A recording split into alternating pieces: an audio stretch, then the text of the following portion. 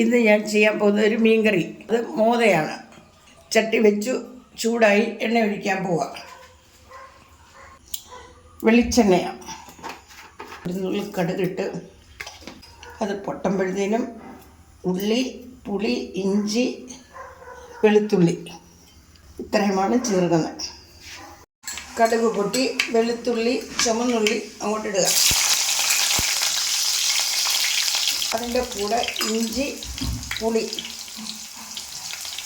അതൊന്ന് ബ്രൗണായി വരുമ്പോഴത്തേക്കിനും ഉപ്പിടാം. കറിവേപ്പില,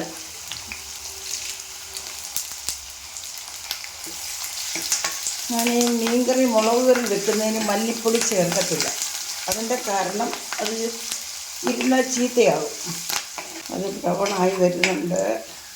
തീ ഒന്ന് സിമ്മിൽ വെക്കാം. എന്നിട്ട് 3 സ്പൂൺ മുളക് പൊടി മതി, അതങ്ങോട്ടിട്ടു. ഈ മഞ്ഞൾപ്പൊടി, ഉലുവ ഇട്ട് കടുക് വറക്കാം. പൊടിയുള്ളപ്പോൾ പൊടി ഇട്ട് വെക്കാം, അതാ ഒന്നുകൂടെ നല്ലത്. ഇത് മൂത്ത് അതിൻ്റെ പച്ചമണമൊക്കെ മാറി ഇനി വെള്ളം ഒഴിക്കാം. ഇടാം. ഗ്രേവി നന്നായിട്ട് തിളച്ച് ഇനിയും കഴുകി വെച്ചേക്കുന്ന മീൻ അങ്ങോട്ട് പെറുക്കിയിടുക. മല്ലിപ്പൊടി ചേർക്കാതെ വേണം മുളക് കറി വെച്ചാൽ. നമുക്ക് 2 ദിവസം വെച്ചിരുന്നത് ഉപയോഗിക്കാം. മീൻ പെറുക്കിയിട്ടു. മീൻ പെറുക്കി ഒന്ന് വെന്ത് പറ്റണം. ഞാൻ അടച്ചു വെക്കത്തില്ല. അടച്ചു വെച്ചാൽ എൻ്റെ എണ്ണമയെല്ലാം അടപ്പയിലാവി പോകും.